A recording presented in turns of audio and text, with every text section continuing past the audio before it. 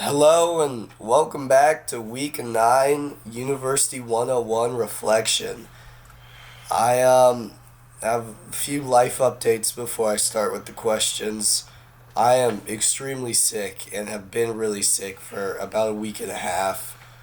I'm sure as you can hear from my voice, I sound like I've been chain smoking my entire life, and I just feel really bad in general. So this week's homework was kind of brutal, but I managed to get through it, and I'm gonna respond to the questions.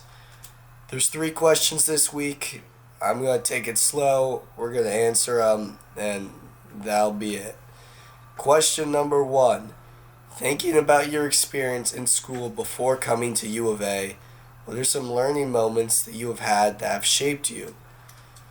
Okay, thinking about school, moments that have shaped me, three instantly come to mind for me. The first one is because I'm dyslexic, I am able to qualify for extra time for tests and quizzes. And back in school, like high school, or mostly like middle school, I was pretty ashamed to use these accommodations that I had because I was different. Like, it was different. I didn't want to be like singled out. And I learned the hard way that I definitely need to take advantage of these accommodations, and it's not like cheating or anything for me to use them. And now I take advantage of all my extra time I can get, and it's very helpful. The second one is I used to not respond back to teachers when they'd reach out and email me or go see them in office hours. Maybe it was because I was intimidated by them.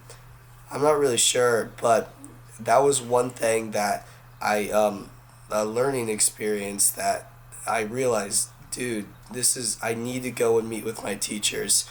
By like putting my teachers off is just a terrible thing, and I had a few very bad mishaps in high school where because I didn't go and talk to my teacher, I'd misdo an assignment or mess something up that could have been easily avoided if I just sent them an email or went and talked to them. So that was another experience.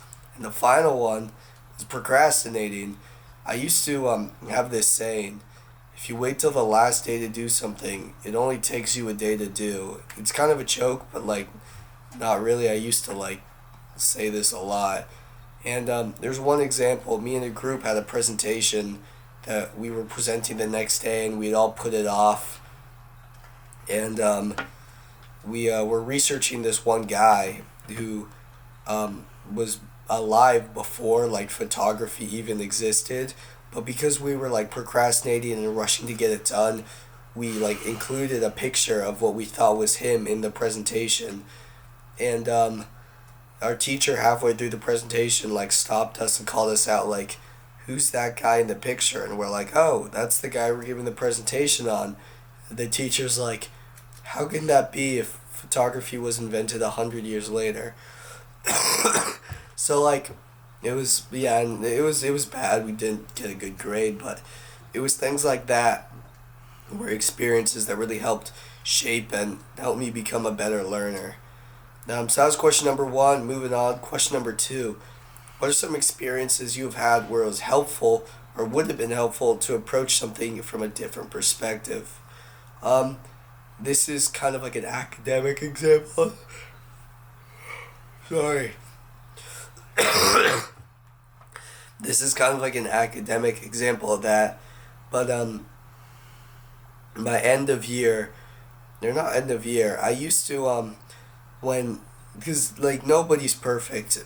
Like throughout my school years, every once in a while I'd have like a teacher misput a grade in or mess up a grading somehow or like something like that, and I used to kind of approach that in an email like almost like with an angry tone, if that makes sense. Like, why'd you mess this up? Fix it, please. Like, and I kind of learned that when I approach it with that kind of tone, it doesn't make the teacher want to.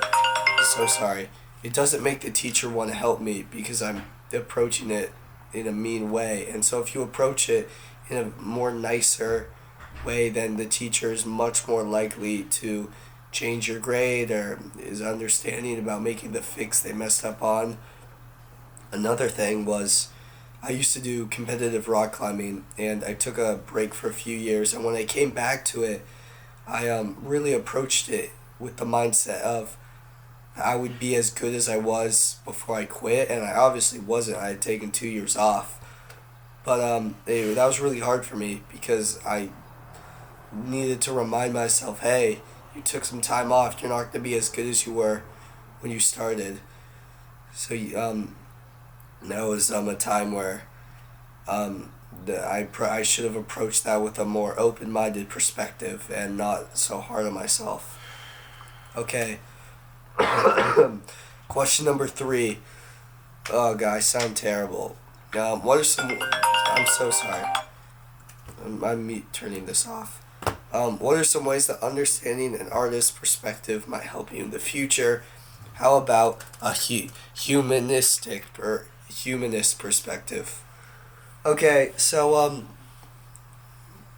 I think for this was definitely tricky for me, but I think the pros of um, being able to see an artist's perspective on something when they're doing their art could be pretty cool to help you get like a better understanding of what type of like headspace they were in when they came up with their art and just how they were feeling, because you kind of gain like a bigger picture of here was their art and this is what they were going through when they did it. And I think you see that a lot with like musicians and stuff, their songs being based off of like actual real life stuff they went through and their perspective of certain things in their art. And for the humanist perspective, I actually had to look up what humanist is because I mean um, I didn't know. And I think like it kind of comes down to, if do you want to judge an artist by, like, do you want to separate the art from the artist, or do you want to judge it more as like a whole thing? um yeah, like humanist is when you are like, if you're gonna judge someone as a whole or as like an individual thing they've done.